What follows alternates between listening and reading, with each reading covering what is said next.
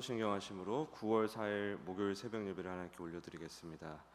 전능하사 천지를 만드신 하나님 아버지를 내가 믿사오며 그 외아들 우리 주 예수 그리스도를 믿사오니 이는 성령으로 잉태하사 동정녀 마리아에게 나시고 본디오 빌라도에게 고난을 받으사 십자가에 못 박혀 죽으시고 장사한 지 사흘 만에 죽은 자 가운데서 다시 살아나시며 하늘에 오르사 전능하신 하나님 우편에 앉아 계시다가 저리로서 산자와 죽은 자를 심판하러 오시리라. 성령을 믿사오며 거룩한 공회와 성도가 서로 교통하는 것과 죄를 사하여 주시는 것과 몸이 다시 사는 것과 영원히 사는 것을 믿사옵나이다. 아멘. 찬송가 401장 올려드리겠습니다. 401장입니다. 찬송가 401장.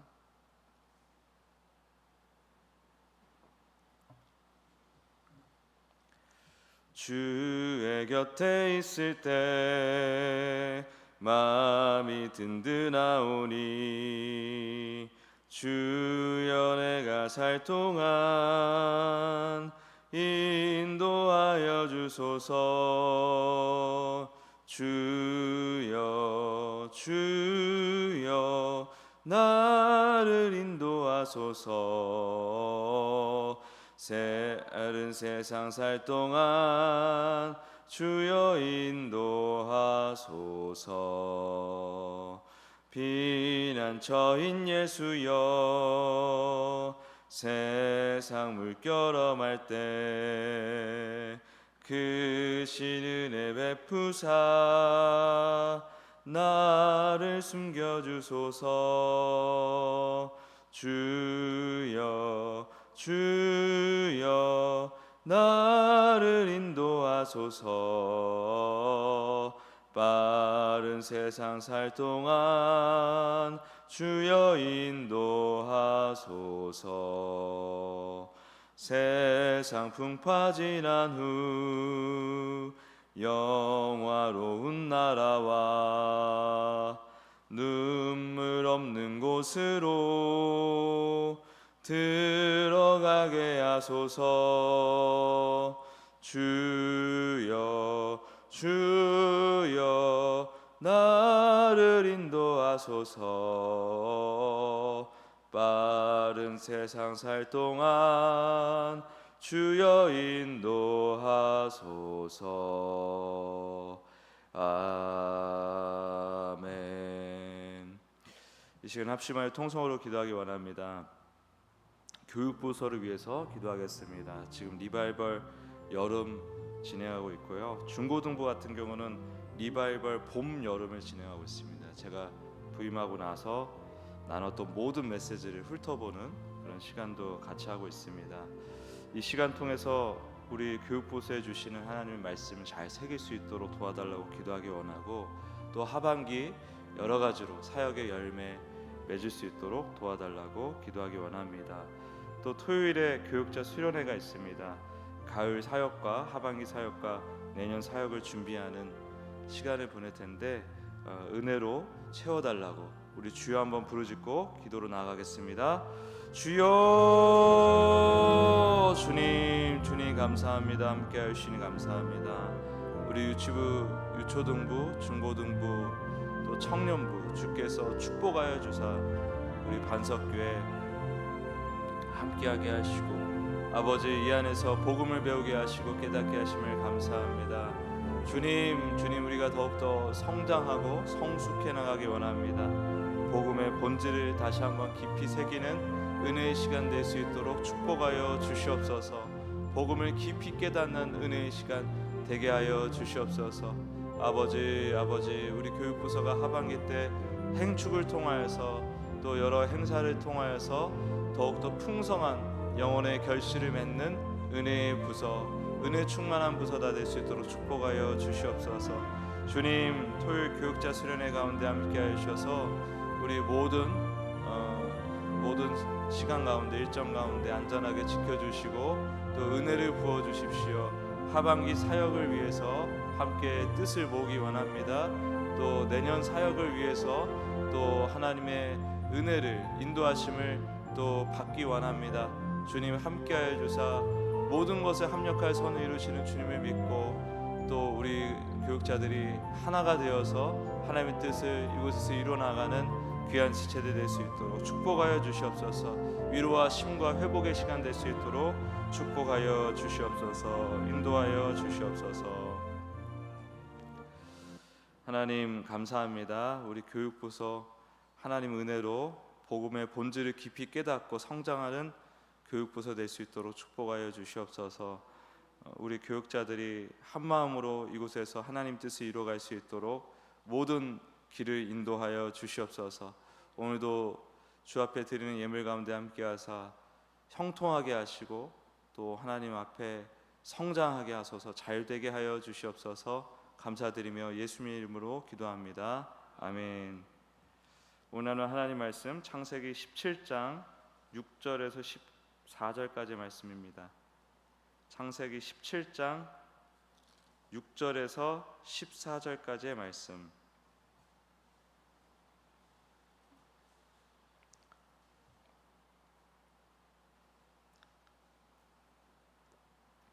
창세기 17장 6절 같이 읽겠습니다. 시작. 내가 너로 심히 번성하게 하리니 내가 내게서 민족들이 나게 하며 왕들이 내게로부터 나오리라. 내가 내 언약을 나와 너 및 내 대대 후손 사이에 세워서 영원한 언약을 삼고 너와 내 후손의 하나님이 되리라. 내가 너와 내 후손에게 네가 거류하는 이 땅 곧 가나안 온 땅을 주어 영원한 기업이 되게 하고 나는 그들의 하나님이 되리라. 하나님이 또 아브라함에게 이르시되 그런즉 너는 내 언약을 지키고 내 후손도 대대로 지키라. 너희 중 남자는 다 할례를 받으라. 이것이 나와 너희와 너희 후손 사이에 지킬 내 언약이니라. 너희는 포피를 베어라. 이것이 나와 너희 사이에 언약의 표징이니라. 너희의 대대로 모든 남자는 집에서 난 자나 또는 너희 자손이 아니라 이방 사람에게서 돈으로 산 자를 막론하고 난 지 8일 만에 할례를 받을 것이라. 너희 집에서 난 자든지 너희 돈으로 산 자든지 할례를 받아야 하리니 이에 내 언약이 너희 살에 있어 영원한 언약이 되려니와 할례를 받지 아니한 남자 곧 그 포피를 베지 아니한 자는 백성 중에서 끊어지리니 그가 내 언약을 배반하였음이니라. 아멘. 오늘 이 본문을 가지고 주님의 마음에 귀 기울이기, 주님의 마음에 귀 기울이기라는 제목으로 말씀 증거하기 원합니다. 전능하신 하나님께서 아브라함을 찾아오사 영원한 언약을 세우십니다. 내가 너를 심히 번성하게 하고 너에게서 민족들과 왕들이 나오게 할 것이며 나는 너와 내 후손의 하나님이 되겠다고 약속하십니다. 이 엄청난 약속, 즉 지극히 높으신 분이 한 개인의 삶에 개입하셔서 영원한 생명력과 또 심지어 복의 근원이 되게 하시겠다는 이 위대한 선언 앞에, 놀라운 선언 앞에서 우리가 보탤 수 있는 것이 아무것도 없습니다. 아브라함도 사실은 그렇군요, 제가 뭘 하면 되겠습니까? 라고 할 수 있는 게 아무것도 없다는 것이죠. 주님께서 시작하시고 주님께서 이끄시고 주님께서 성취하실 일, 그게 바로 주님의 언약입니다. 주님께서 우리와 맺으신 그 언약입니다. 이처럼 모든 것을 주님이 이루시는 언약 가운데 하나님께서는 한 가지를 명하시는데 바로 할례입니다. 할례. 남자는 태어난 지 8일 만에 몸의 일부를 베어내어서 언약의 표징을 삼으라는 것입니다. 그리고 이 명령은 아주 엄중하여서 할례를 받지 않은 자는 백성 중에서 끊어지리라 라고까지 말씀하시죠. 여기서 우리는 질문하게 됩니다. 왜 하나님께서는 이토록 무서운 경고와 함께 할례를 명하셨을까요? 그 이유는 할례라는 행위 자체가 우리를 구원하는 능력이 있어서가 아닙니다. 할례는 우리로 하여금 하나님의 언약을 기억하게 하는 장치입니다. 기억하게 하는 장치. 전능하신 하나님께서 친히 맺으시고 신실하게 이루어 가시는 그 놀라운 약속을 삶의 가장 깊은 곳에 새기고 매일의 삶 속에서 그 언약의 성취를 바라보며 주님의 일하심을 누리도록 주신 사랑의 알림장 같은 거라는 거죠. 이는 마치 에덴 동산의 선악과와 같습니다. 하나님께서는 아담에게 온 세상을 다스리는 권세를 주시고 모든 것을 허락하셨습니다. 만물은 아담을 통해서 하나님의 통치를 간접 경험하게 되었죠. 그런데 그리고 동산 중앙에 선악과를 통해서 온 세상의 주인이신 하나님 한 분만을 기억하고, 그러니까 그 엄청난 권위와 건세를 부여해 주신과 동시에 하나님이 계시다는 사실을 잊지 말라는 의미에서 그 동산 중앙에 선악과를 놓으셨다는 거예요. 주님의 사랑 안에서 모든 것을 누리되 이 선악과를 보며 주님이 계시다는 사실을 잊지 말라라는 것이죠. 할례도 마찬가지입니다. 하나님께서는 아브라함에게 하늘의 별과 같은 자손과 가나안 땅을 약속하시면서 그의 삶 전체를 책임지겠다고 말씀하셨습니다. 모든 것을 하나님이 다 하시겠다고 하셨습니다. 다만 너는 할례를 통해 나를 기억하라, 너와 함께하고 있는 나를 기억하라 라는 것이죠. 하나님의 진심은 바로 여기에 있습니다. 전능하시고 영원하신 분이 미약한 우리를 사랑하사 영원하고도 풍성한 생명과 행복을 주시겠다고 약속을 이미 했습니다. 예수 그리스도 안에서 약속을 하셨죠. 그 약속의 증표를 우리 몸에 새겨서 날마다 그 사랑을 기억하고 더 깊이 알아가기를 원하신다는 거죠. 그게 하나님의 우리를 향한 진심이라는 거예요. 하나님을 기억하고 하나님의 일하심을 경험하라. 하나님은 우리가 행위의 주체가 되어서 무언가를 이루어내는 것을 원하시는 게 아니에요. 우리의 행위와 열심은 하나님을 기억하는 데 쓰여야 되는 것입니다. 당신의 일하심, 하나님의 일하심을 온전히 신뢰하고 그 안에서 참된 안식과 기쁨을 누리는 관계를 원하시지, 그 언약을 한번 내가 이루어 보겠다고, 한번 해보라고 우리에게 명하시지 않으셨다는 거죠. 우리는 바로 이 주님의 진심에 귀를 기울여야 되는 거예요. 진심, 하나님의 마음에. 우리 기독교의 정말 큰 특징 중에 하나가 하나님께서 자신의 진심을 우리에게 보이셨다는 것입니다. 예수님을 뭐라고 합니까? 하나님 마음의 중심에 계셨던 분이라고 얘기하죠. 영이신 하나님, 물리적인 어떤 특성으로 규정 지을 수 없는 하나님께서 왜 그 중심이라고 하셨을까? 중심이라는 그런 표현 자체가 물리적인 표현입니다. 물리적인 걸 그 전제로 깔고 하는 표현들이에요. 동쪽이다라는 건 서쪽이 있다는 뜻이고, 중심이 있다는 건 가장자리가 있다는 뜻이고, 그런 식으로 물리적인 개념을 굳이 써가면서 우리에게 예수님께서 하나님의 중심에 계셨던 분이다라고 표현하는 이유는 뭐냐면, 예수님이야말로 하나님의 그 진심, 능력, 의도, 뜻, 계획 그 자체이시라는 것을 얘기하는 거예요. 예수님이 그만큼 하나님께서 우리에게 계시하시고자 원하시는 그 하나님의 핵심인 거예요. 핵심. 그러니까 예수님을 믿는 것이 곧 하나님을 믿는 것이요, 예수님을 안다는 것은 하나님의 그 진심, 우리를 향한 사랑의 진심과 구원의 능력을 깨달아 받아들인다는 뜻과 같습니다. 다른 종교를 보면은 이슬람 같은 경우는 하나님의 진심에 관심이 없죠. 하나님이 얼마나 높은 분이냐, 지극히 절대적인 분이냐, 이런 어떤 하나님의 캐릭터에 집중을 합니다. 그러니까 하나님께서 내게 원하시는 것이 무엇이냐 라고 했을 때 하나님의 우리를 향한 그 인간적인 진심, 인격적인 진심에 관심이 없고, 그저 하나님이 군왕으로서 혹은 직장 상사로서 절대 군주로서 무엇을 명하고 있는가에만 관심이 있다는 거예요. 그러니까 하나님과의 인격적인 교제를 얘기하지 않습니다. 꾸란에서도 하나님은 인간과 벗할 수가 없고, 그러니까 친구가 될 수 없는 하나님이다, 관계 맺을 수 없는 하나님이다 라고 얘기하고 있다고 제가 예전에 한번 소개한 적이 있죠. 그러면서도 그 알라가 이제 하나님이라는 뜻이에요. 그 하나님을 하나님의 그 별명으로 온통 관계적인 별명을 다 붙여놨다 이 말이에요. 하나님은 관계적인 하나님이 아니다, 인간과 관계 맺을 수 있는 하나님이 아니다 해놓고서 관계적인 관계를 전제로 한 별명을 99가지를 붙여놨습니다. 굉장히 모순적인 종교죠. 세상 모든 종교가 다 그렇습니다. 어떤 신에 대해서 이야기를 할 때 그 신의 진심, 왜냐하면 진심 자체가 없거든요. 사랑의 진심 이런 게 없거든요. 자기 목숨을 내놓을 정도로 사랑한다, 인간을 사랑한다, 이런 게 없습니다. 그러므로 그 진심 자체에 관심을 기울일 이유도 없는 것이죠. 우리 기독교의 가장 큰 특징, 하나님의 진심이 예수 그리스도를 통해서 우리에게 완전하게 온전하게 드러났다, 보여지셨다라는 것을 우리가 기억해야 됩니다.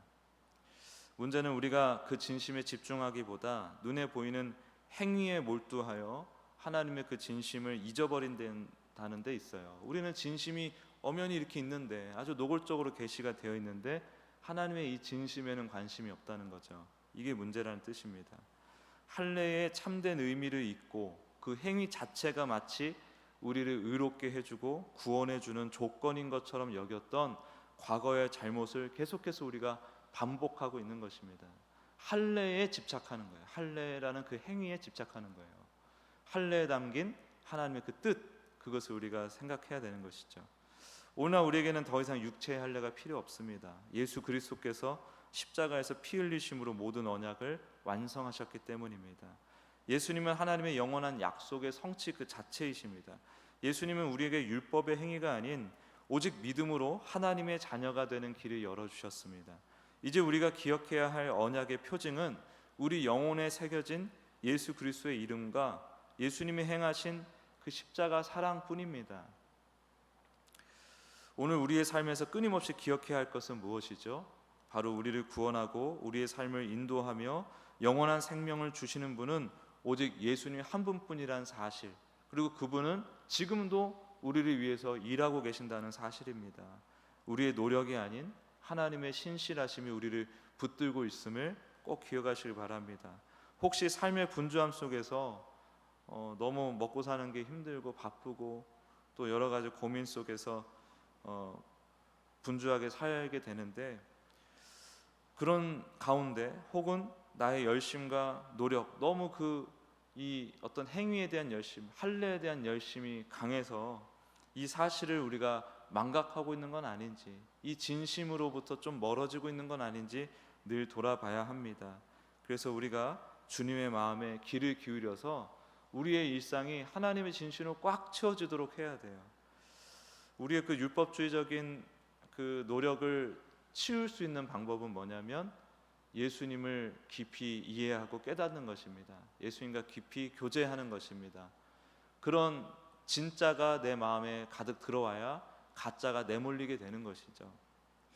나를 위해서 모든 것을 내어주신 사랑, 그것을 꼭 항상 영의 눈으로 목격하시고 기억하시기 바랍니다. 되새기시기 바랍니다. 그리고 예수님의 그 사랑 안에서 참된 자유와 기쁨을 누리십시오.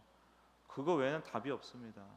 오직 예수님 안에서만 기쁨이 있습니다. 전쟁 중에서도 평안할 수가 있는 것입니다. 우리의 매일의 삶이 주님의 일하심이다, 주님의 일하심 속에 있다라는 것을 기억하고 찬양하는 우리의 일상, 모든 그런 일상들이 그렇게 거룩한 예배가 되기를, 거룩한 하나님과의 동행이 되기를 예수 그리스도 이름으로 축복합니다.